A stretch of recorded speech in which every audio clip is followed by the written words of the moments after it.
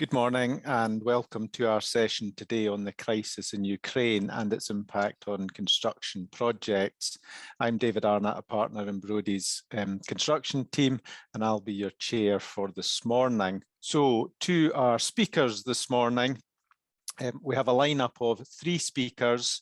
First up will be Ramsay Hall. Ramsay is a senior associate in our regulatory team, and Ramsay is going to give us an update on the current position with sanctions and their impact on the construction sector. Following Ramsay will be Chris Duff, a partner in our contentious construction team, and Chris is going to cover existing contracts, particularly NEC and SBCC, and how they are reacting to the current situation. And then last up, but by no means least, Juliet Haldane, a legal director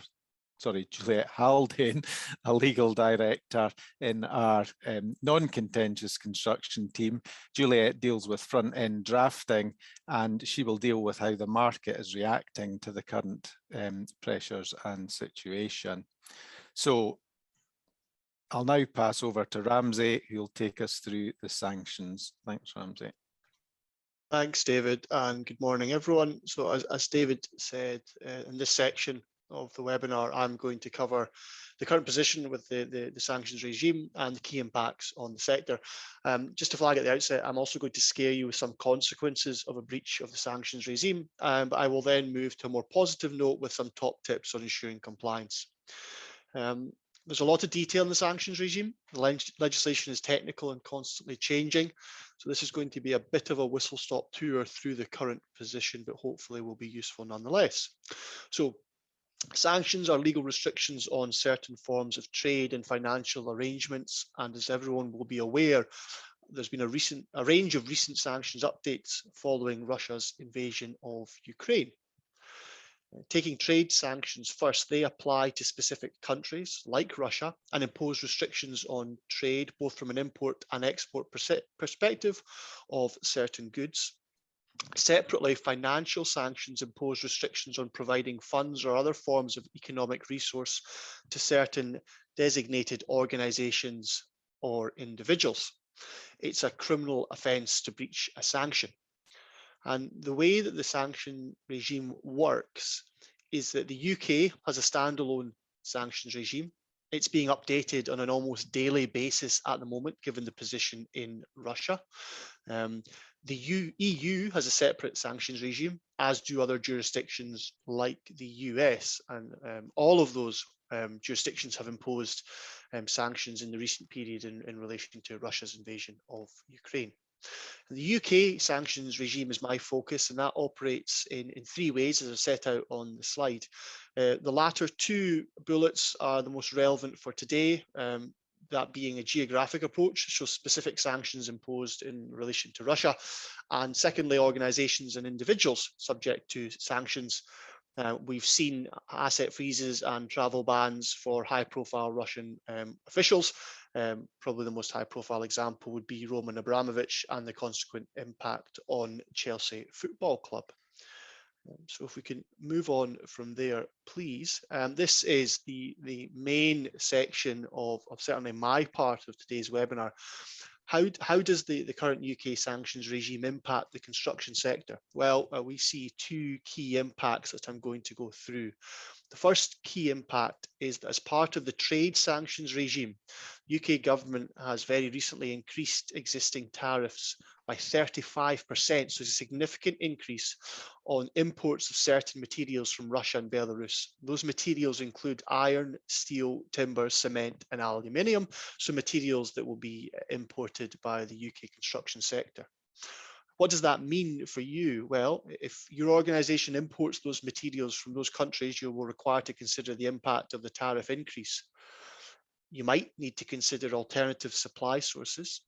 The increased demand on those alternative supply sources may result in price increases and shortage of materials. If alternatively you're at the top of the supply chain, so for instance, you're a principal contractor and your suppliers rely on importing these materials from Russia and Belarus, you're going to need to consider the impact on you, the potential impact, for instance, on project deadlines, project costs. The Second key impact of the current sanctions regime on the sector is financial sanctions.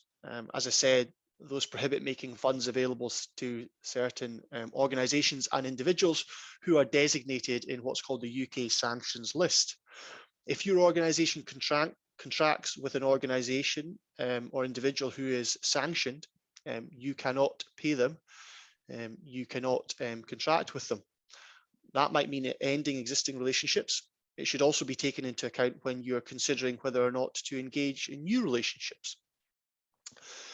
Importantly, and this is quite a technical point, the prohibition includes indirect arrangements. So, for instance, contracting with a subsidiary of a sanctioned organisation could be a breach of the financial sanctions regime. And separately, contracting with an organisation which is ultimately controlled by an individual subject to sanctions could also be a breach. Now, that's a complex position. If you think you're in that territory, you should be taking legal advice. There is a system to apply for a licence to the UK government to permit activity that would be otherwise prohibited. But again, that's a fairly complex process. There's a limited set of circumstances in which licenses will be granted. And certainly my view would be advice should be taken on that process if it's something that you'd like to look into. So with that being said, if we can move on, please. I suppose one question you might be asking is, other than the press coverage, why does all of this matter to you? Well, it matters because it's a criminal offence to breach the sanctions regime. That can result in prosecutions, criminal prosecutions, ultimately with unlimited fines against organisations and potentially, in the worst case scenario, custodial sentences for individuals. I also wanted to flag that there's a power for the UK government department called OFSI, so that's the UK Office of Financial Sanctions Implementation. That's the government department that is running the implementation of the UK sanctions regime. OFSI has a power to issue penalties outside of the court process. So they can issue penalties up to either £1 million or 50% of the estimated value of the breach, whichever is higher, without there being a court process. Importantly, that penalty by OFSI can be imposed even if you don't know that you were in breach. All OFSI need to show is that there was in fact a breach. They don't need to show that the organisation knew it was in breach. So ignorance is no defence, I suppose, would be the headline point there. Hopefully this doesn't apply to anyone, but in the event of an investigation for suspected breach, it will be important to engage legal support immediately, given the potential outcomes that I've just flagged. Outside of those potential outcomes, as if they weren't bad enough, also wanted to note some potential other consequences of a breach. And you'll see those on the slide. Reputational damage is, I think, the key one. If there's a breach of the sanctions regime, given the sensitivity around the situation in Ukraine just now, there's likely to be extensive media coverage. There's likely to be political criticism, and indeed we've seen political commentary identifying organisations who the politicians consider are not complying with the existing regime. There may well be public, staff, contractor, funder, shareholder criticism as a result of any breach. All of that can impact reputation, can impact bids for future work. The prospect of securing new work can be impacted. The banks also have powers to freeze funds that are linked to a breach of the sanctions regime. And if there is a breach of the sanctions regime, you can expect other regulators to impose a heightened form of security on the organisation going forward. That is the impact for organisations. For individuals, so for senior individuals within an organisation, there can also be a personal impact on top of course, the risk of a prosecution, which I mentioned. That impact can be in relation to director disqualifications. There is a risk of that in the event of a breach of the sanction regime. Now, all of that said, and given the potential extensive damage that could be caused by a breach, it's certainly worth taking steps now to limit the risk of finding yourself in that breach situation.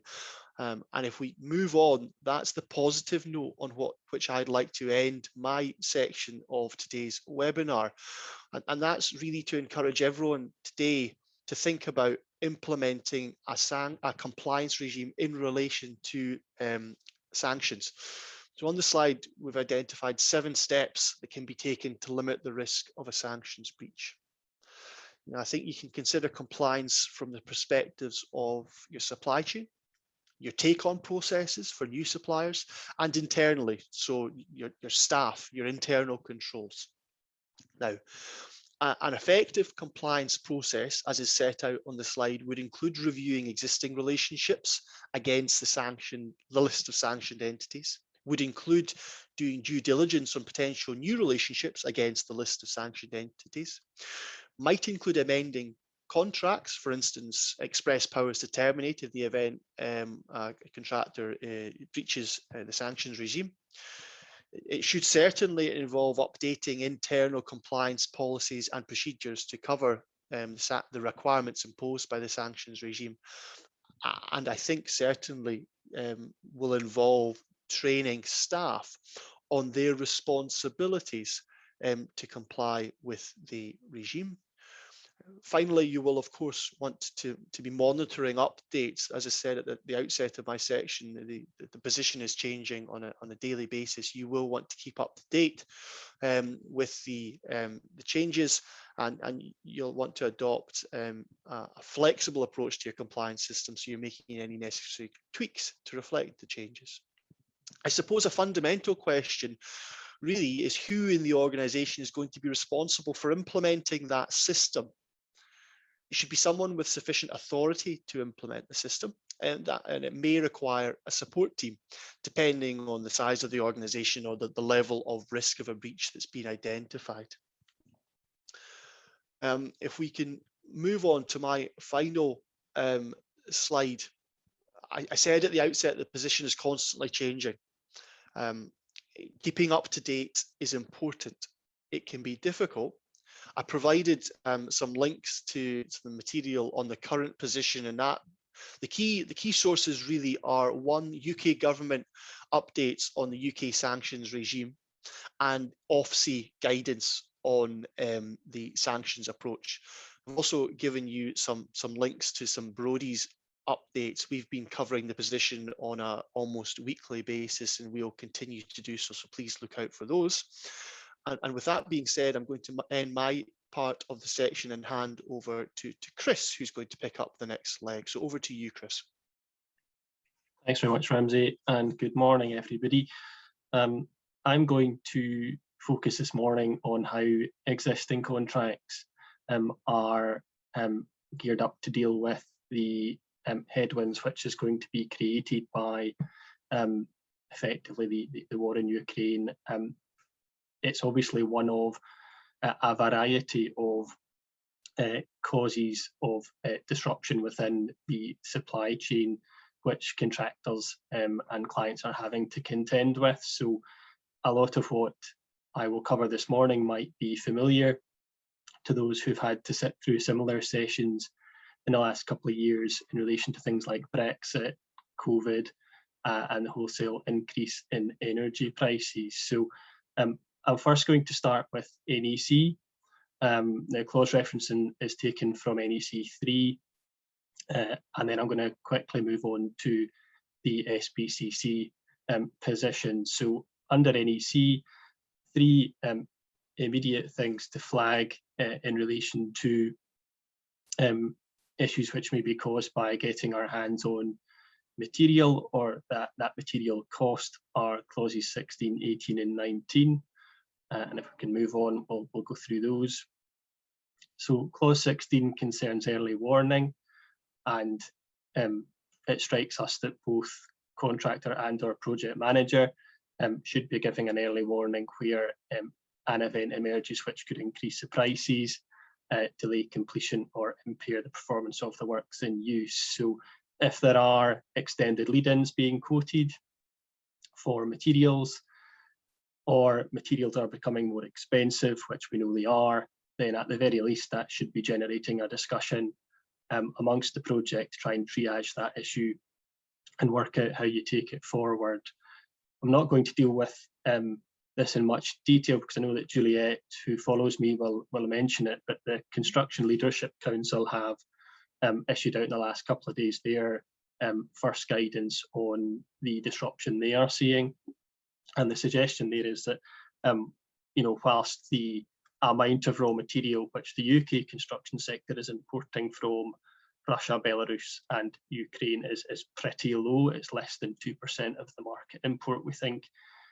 Nevertheless, the disruption caused there is causing a broader effect on pricing, and we know that there's a wholesale energy increase which is having a huge bearing on the raw production cost.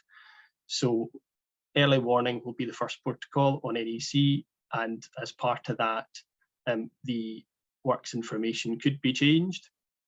If, for example, the works information required particular material to be sourced from particular jurisdictions, for example, which was becoming really difficult or prohibitively expensive. I should flag that we do think that will be quite a rare instance where the contract, and this would apply across both NEC and SBC, where either the works information or the employer requirements would actually require, for example, steel or timber to be sourced from a particular country, but nevertheless one to bear in mind. Next slide. Clause 18 deals with illegal or impossible requirements, and certainly that had a good airing in the last couple of years. There's been plenty of debate in relation to that clause in the context of COVID. And it would bite where the works information required the contractor to do anything which was impossible or illegal. Now, Ramsay's covered some of the sanction regime. You need to think very carefully about whether that regime actually prevented the purchase of particular materials from particular countries, and secondly, whether your contract actually required you to do that, because more often than not, your contract, be that works information or ERs in the context of SBCC, will simply require you to go off and obtain the material. It's maybe less concerned with where you go off and obtain that material from. So we are not convinced on its face that clause 18 will have an appreciably greater application in relation to the disruption caused by more recent events than the last couple of years more generally. Next slide. Clause 19, prevention, is probably a better clause, as it were, for those seeking to get some relief from the time and expense which the disruption is causing. Prevention deals with a situation where an event occurs which will stop the contractor completing works by the date shown in the accepted programme, and which neither party can prevent, and it would have been unreasonable for the contractor to have allowed for it. So this is a clause which was heavily applied in the context of earlier claims in relation to both Brexit and COVID. Do be aware that quite often it can be amended. So the standard form position on the face of it would potentially respond to problems obtaining materials, far greater lead-ins and perhaps at far greater cost. And that would entitle a contractor to relief under the compensation event regime. But just be aware that very often that clause does find its way into the contract in an amended state, so that perhaps it only gives rise to additional time but not money. But that's certainly one to look out for. Next slide. 60.11 is the compensation event concerned with any change to the works information. And we've set it on the slides just to work through, because that's the clause ultimately which you might find is operated once you have identified something which, either through early warning or through the impossible or illegal or through the prevention route, where you might, in discussion with the project manager, decide that the best thing to do is amend the works information. Now, ordinarily that will be a compensation event, and the contractor would be entitled to some relief there. But do bear in mind, if the change is being made at the contractor's request in relation to their design, and that is something which contractors will be looking at the moment, can they do their design in a different way using different materials? If that's a way in which they can mitigate the current problems, then that would be caught by the second bullet point on the slide, which is one of the provisos to 60.11, and that wouldn't be treated as a compensation event. Next slide. Clause 60.114, taken together with clause 80.1, is also one worth flagging, albeit whether it will ever apply in practice will be, I guess, something that we'll have to wait and see. We do think it's probably likely to be rare, but clause 60.114 are the employer risks under NEC 3. They're referred to as the client liabilities when you get to NEC 4. Now, those include, because they're set out at 80.1, loss over damage to the works, plant and materials due to, and then there's a whole host of events, including war. Now, the definition of plant and materials covers not just those at site, but those intended to be included in the works. And so arguably, if there was materials which are damaged on transit, lost on transit from Eastern Europe, then that might be something which the contractor can claim relief in relation to. But again, might be a pretty rare example. Next slide, please. Final couple of slides on NEC. X1 is the secondary option in relation to price adjustment for inflation. I'm not going to cover this in detail because I know Juliet does cover this very briefly, but effectively, if option X1 is selected, then there is a built-in mechanism to allow the price to increase for inflation. It's index-based, and so there are obvious limitations in that in circumstances where, if, for example, it's pegged to the retail or the consumer price index, that's wildly different from the raw cost of material and commodity increases you are seeing. But nevertheless, that would afford some protection. Next slide. X2 is change in law, another secondary option clause. So like X1, you need to positively opt in. These will not apply by default. And X2 might assist where, for example, sanctions have caused material to be far more expensive, provided those sanctions come into play after the contract date, and that would then be treated as a compensation event. Next slide. Turning then to the SBC forms, slimmer pickings, in our view, far less obviously to play with here. Clause 2.2.1 does require, or does permit, the substitution of materials. And so if there's particular materials which are proving difficult to get your hands on or subject to very big lead-in times or expense, then the contractor can, with employer consent, look to substitute those materials. In relation to relevant events and relevant matters, we've set out some of the more likely relevant events on the slide. So 226.9 is specified perils. We think that's likely to be rare in practice, much for the same reason that we discussed in relation to the employer risks under NEC. It would only really bite, we think, where you have a situation where there was loss or damage caused in transit by one of the specified perils.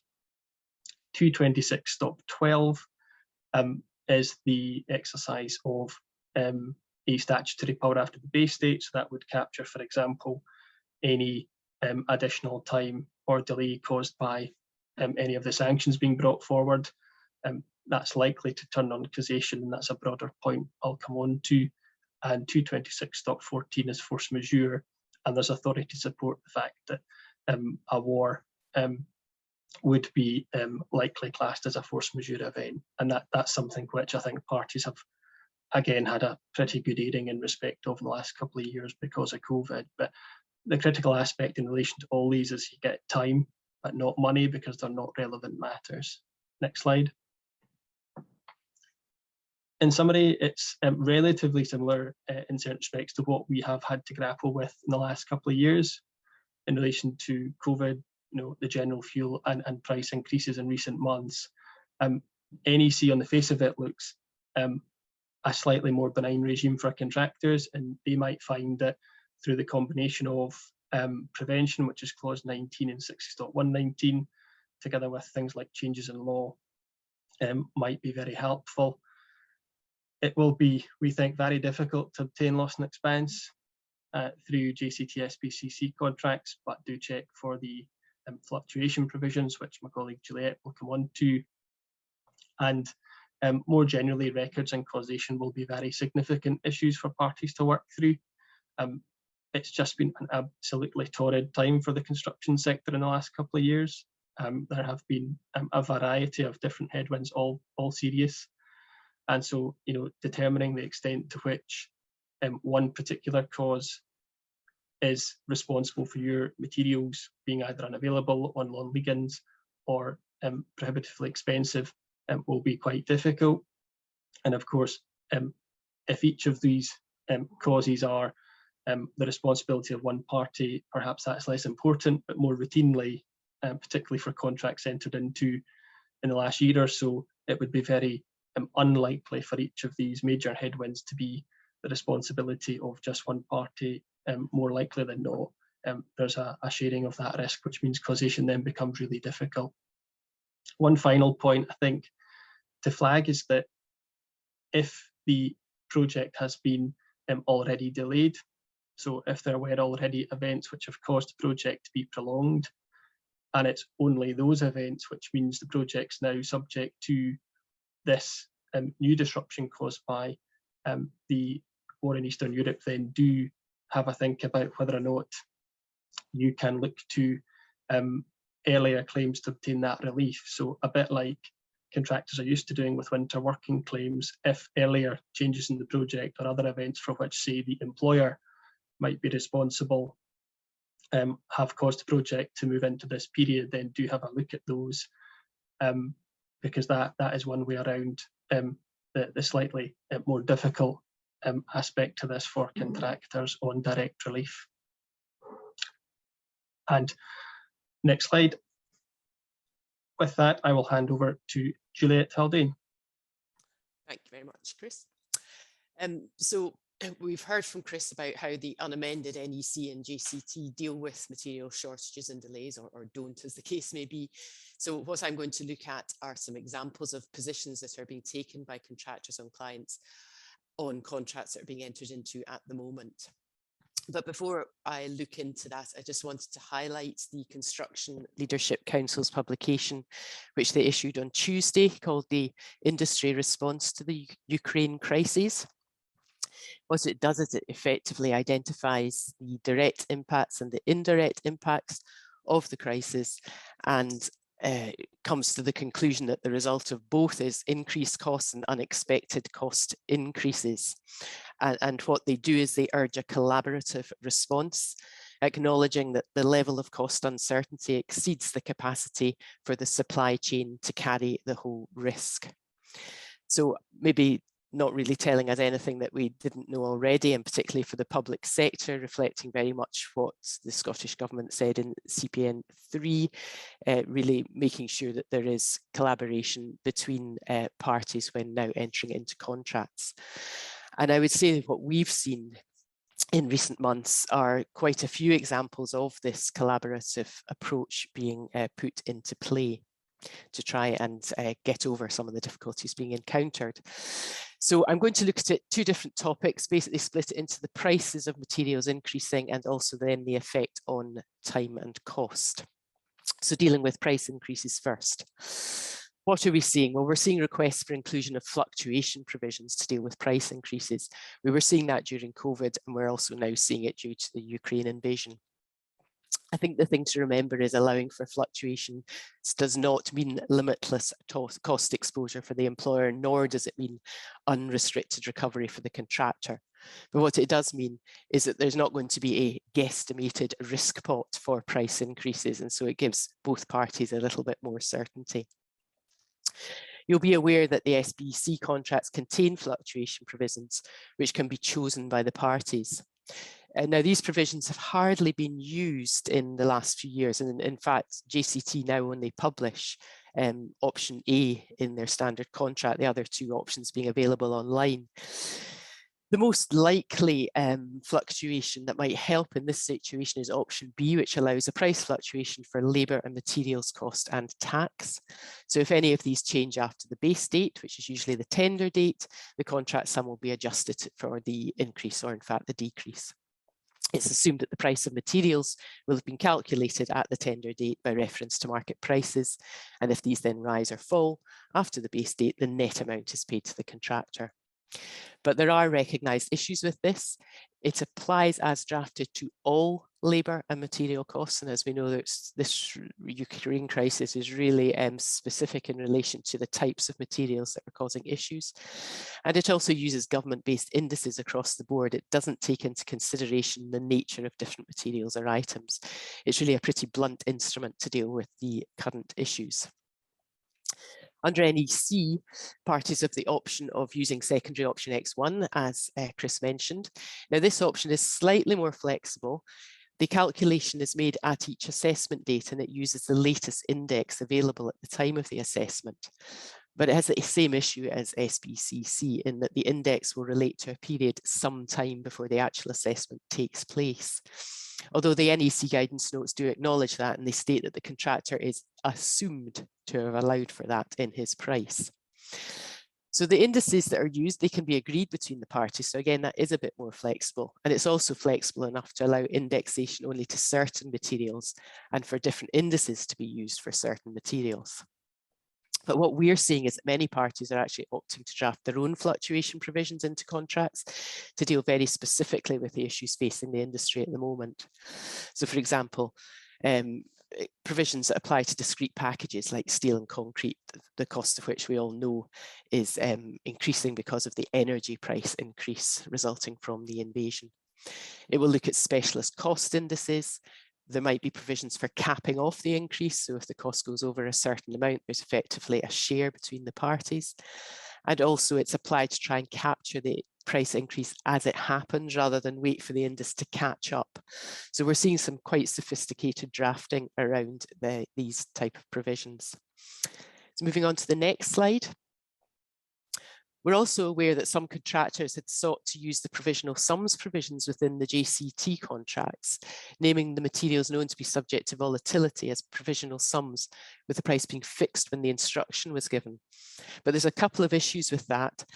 Under these contracts, only provisional sums stated in the employer's requirements would amount to a change or a variation, and the instruction would amount to a relevant event or a relevant matter. So if the contractor had been trying to maybe make something a provisional sum and it was only stated in the contract sum analysis, then there would be no entitlement to the contractor. Also, the value of provisional works instructed, it's going to either have to be agreed between the parties or valued in accordance with the valuation rules. And these rules are quite difficult to apply and not great, because what they say is that the evaluation is per the contract sum analysis if the work is of a similar nature, and if it's not, it's a fair valuation. So there's really no certainty for the parties. And of course, the NEC makes no provision for provisional sums. They've got a very simplistic approach towards provisional sums, saying that if you can't identify or define an aspect of the work, it shouldn't be included in the contract, because the contractor will have no clear idea of what he's pricing for or what he should be including for in his programme. What we've seen recently are parties agreeing a process whereby these hard to procure packages are treated almost like provisional sums. So they're deducted from the contract sum or price and then added back in once instructed. But rather than relying on the valuation of changes or a compensation event assessment, the parties are agreeing a process by which the price is carefully scrutinised before the instruction is given. So that gives the employer certainty that he's not paying over the odds and can avoid disputes around valuation. So I've set out on this slide the basic structure of that drafting. There's a pre-agreed list of suppliers. tenders are actually returned to the employer, the contractor will then recommend a preferred supplier and the employer will instruct the expenditure. And the price will be the price secured from the preferred supplier plus an agreed overhead and profit for the contractor. Now, in a fast-moving market, this process will have to be conducted efficiently to capture the best price at the right time. And it does rely on the type of collaboration which the Construction Leadership Council is advocating. So moving on to the next slide, and this is dealing with time and cost impacts. As Chris has said, the unamended contracts offer little by way of recovery of time and loss and expense type of costs to a contractor. War is the type of event that would fall under a force majeure or an act of prevention, but if a contract's being entered into now, it would not be it would be foreseeable that a contractor should have allowed for that price, the risk within his price and programme. So what we're seeing at the moment are requests for additional relevant events, additional compensation events from contractors. For example, under NEC, we'll see a specific Ukraine invasion compensation event, very similar to what we were seeing for COVID guidance changes. So if as a direct result of the invasion, the contractor is unable to procure a defined material within the time shown in the accepted programme, that is a compensation event. Because the NEC programming requirements envisage that the programme will show the order and timing of the contractor's operations, there is a point in time within which that compensation event will arise, and that's very clear. As Chris said, you'd also expect early warnings to have been given. But the difficulty is always going to be one of causation. Many of the issues around materials are due to this sort of perfect storm of events that we have at the moment. Tail end of Brexit, COVID-19, general market conditions, and now, of course, Ukraine. So drafting wider than the direct result wording is unlikely to be accepted by clients. And further, what we are seeing is clients are very reluctant to agree that a change in the prices will arise as a result of this compensation event, particularly where an employer may have already agreed to include X1 or this specialist package pricing regime. Many clients will consider that relief from delay damages is sufficient compensation for contractors. And so similarly under SBC, we're seeing contractors requesting additional relevant events and relevant matters arising as a result of constraints on availability of specified materials as a result of the invasion. So SBC doesn't have the, if you like, the advantage of the programme against which to measure the constraint, and the causation issue will still remain. And as with NEC, we are seeing employers resisting a new relevant matter. They tend to be willing to provide a relevant event, relief from liquidated damages, but are very much reluctant to provide loss and expense. So moving on to the next slide. One other area we've seen being discussed is in relation to substitution of materials. NEC has nothing express in relation to substituting materials. There might be something in the scope, but there's nothing in the terms and conditions. You'd expect a contractor to issue an early warning if a material specified in the scope looked like it might not be available. And then if at that meeting it was decided that a substitute material could be used, the project manager would issue his instruction. But as Chris said, whether that's a compensation event or not will depend upon what the change in the scope is. If it was scope provided by the contractor and the contractor was looking for that change, then it will not be a compensation event. The ability to substitute materials is expressly provided for in JCT with the employer's consent. What we've seen is a slight softening of that requirement in relation to certain materials which are not obtainable due to the conflict, provisions stating that the employer must act reasonably when he's asked for that consent. The contractor will still remain under its obligation to use best endeavours to prevent delay and should be making requests for consent to substitution as soon as it becomes aware of the procurement difficulties. But note that the giving of consent to the substitute, that's not a relevant event or a relevant matter. It's simply allowing the contractor to do what he can to prevent the delay going forward. And then moving on to the next slide.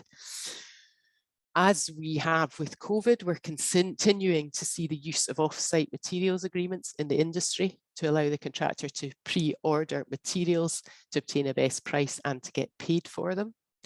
Just a very quick summary, Scots law requires an intention to transfer ownership, and some forms of delivery have not, where delivery doesn't take place before ownership transfers. So under a building contract, ownership does not transfer until the goods are delivered to the site.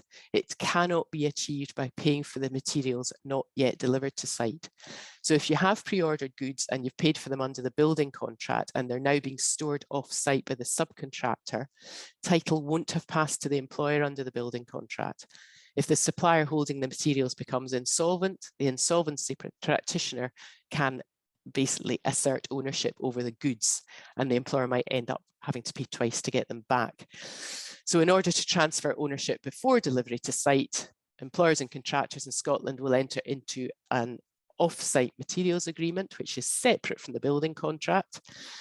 The goods purchased using this type of contract are omitted from the building contract. The contract sum is adjusted by deducting the amount of these purchased materials. And what this contract does is it allows ownership to pass on payment after delivery to the subcontractor's manufacturing yard. So in other words, the employer can actually secure ownership of these goods, notwithstanding they're not delivered to his site.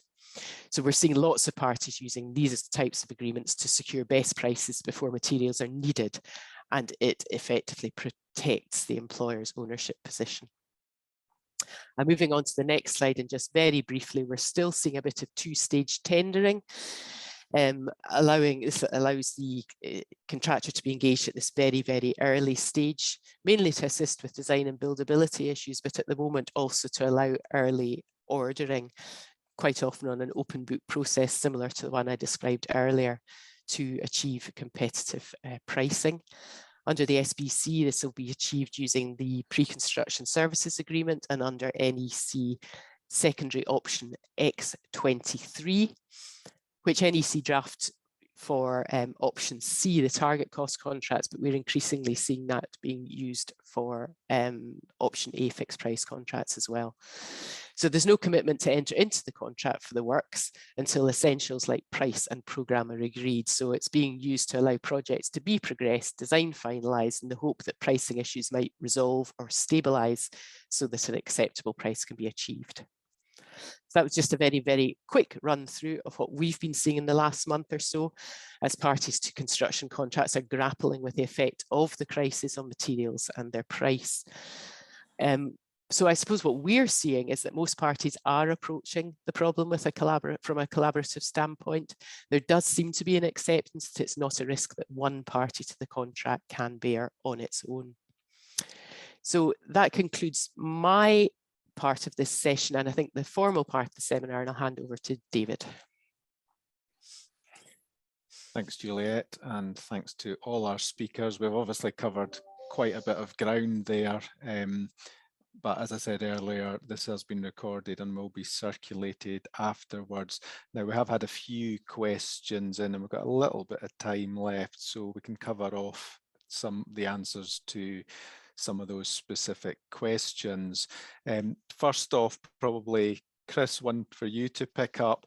Do the current SBCC or NEC contracts allow for termination as a result of the current circumstances or suspension of the works? I know that's something a number of contractors have been asking about. Do you want to give some comment on that? Yeah, no, happy to. So look at NEC first. And again, this is 3 rather than 4, so forgive me if some of the clause referencing isn't always consistent, but certainly, and we saw a bit of this during COVID, particularly up here in Scotland, anecdotally far less down south because Boris was keen that the sector just ploughed on, but a lot of jobs up here were effectively suspended.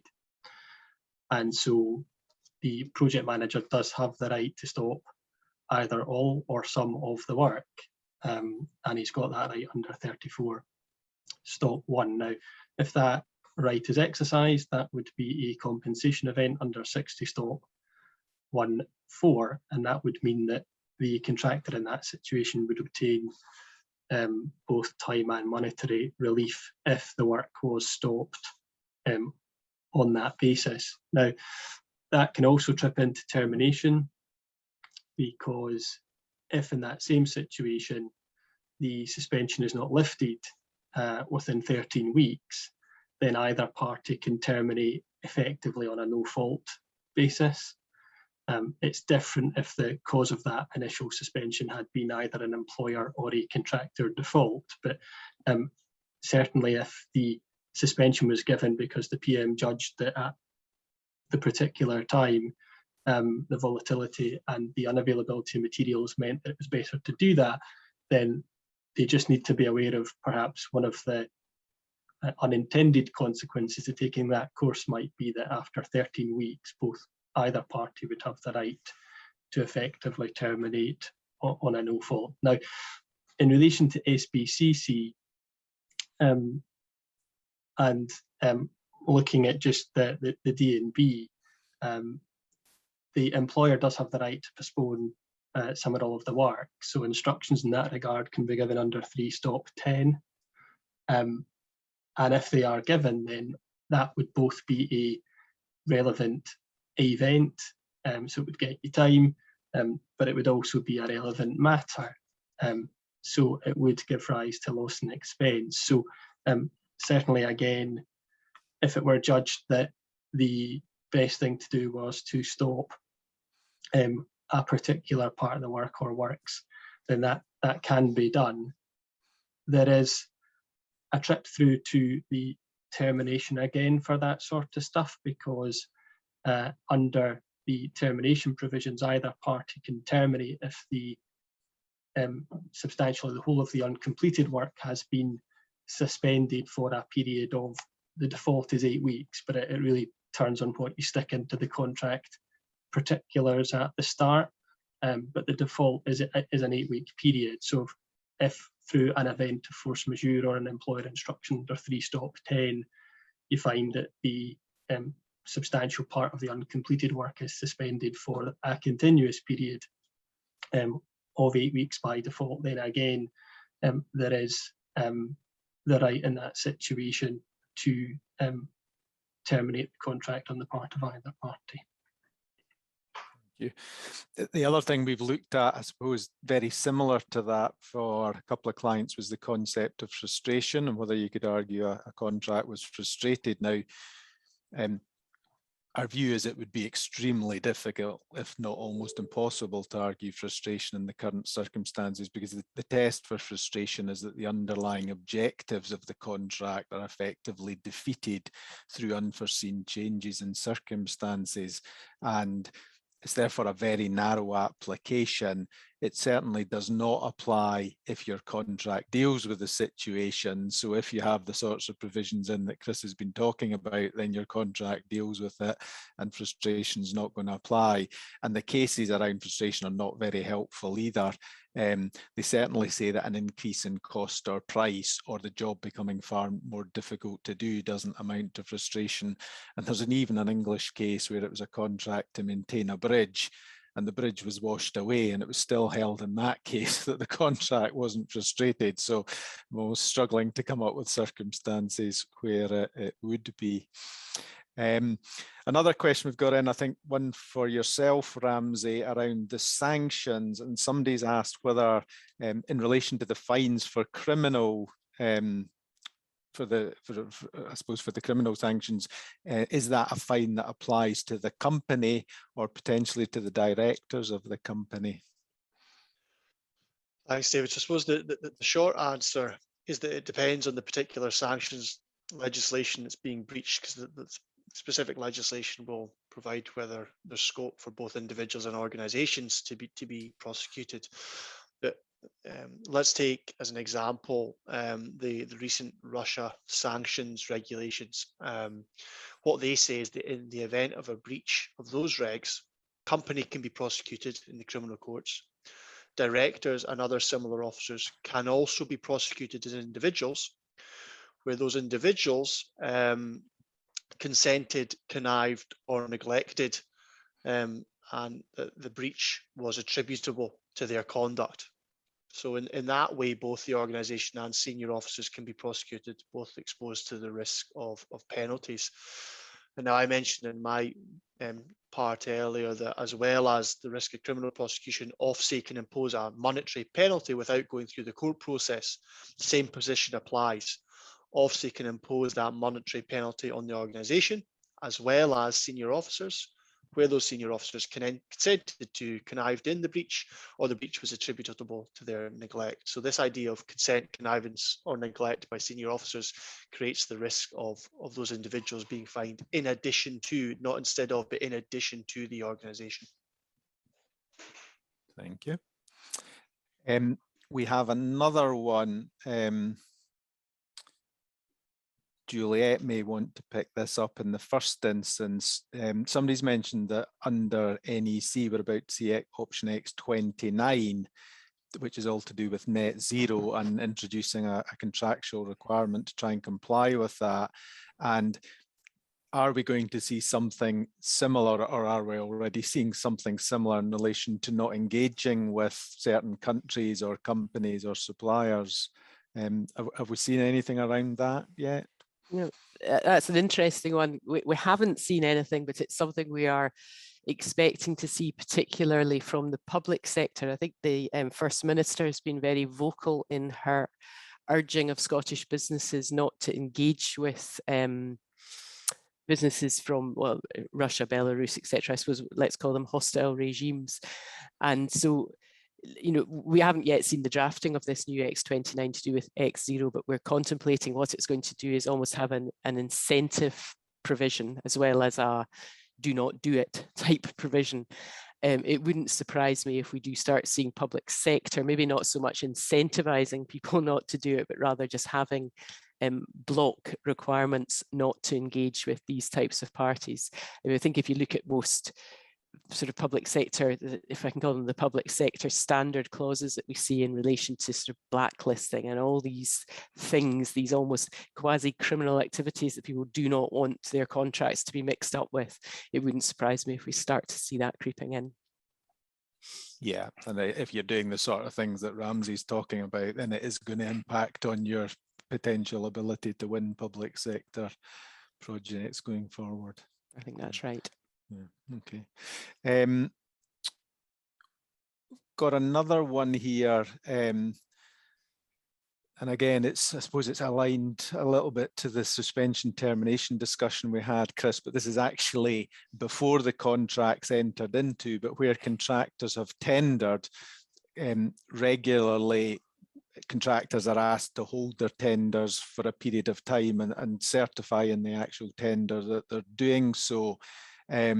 Obviously, in current circumstances, if you put a tender in 6 weeks ago and you've said you'll hold it for 90 days, does that actually mean anything? And will it potentially cause you a difficulty if you go withdrawing your tender in those circumstances? Yeah, I mean, unfortunately, short point is that it does. You know, you are offering to keep your price open for a period, so that is something which I think most contractors are very, very aware of at the minute. It's something we've had to give advice on already to some clients on. So yeah, it's just be aware of it. They know already they need to back off if they're keeping open their price. They need to be backing that off down their supply chains. But that is something in discussion, particularly on public works contracts, where I would hope there's greater collaboration with the public sector on just how lengthy those time periods need to be.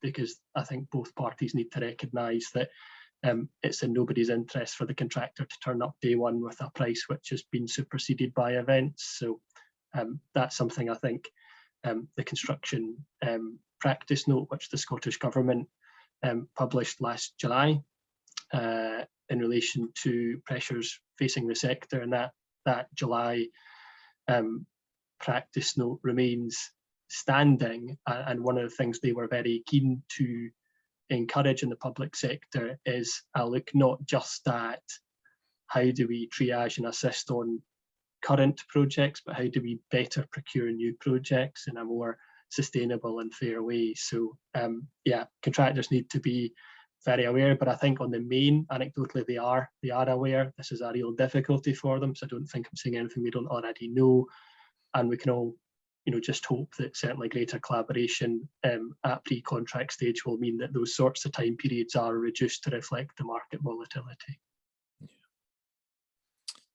I think we've got time for one last question. We've actually got a host of questions in the bar here. I think a lot of them we've answered, but any we haven't done, we'll pick up afterwards. But I've got one last one in relation to force majeure.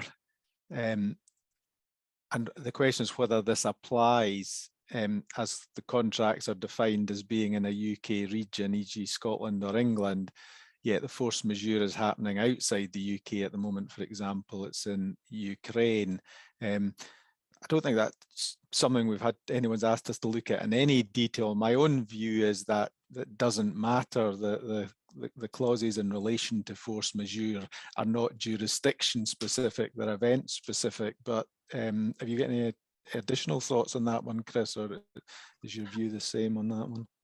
Pretty similar. The 2 points I'd flag, very similar to the analysis which has been carried out in the last couple of years on COVID. COVID was not unique to the UK, but there was a general recognition across the sector that a pandemic of that nature had an effect on UK construction projects and was properly to be regarded as an event of force majeure.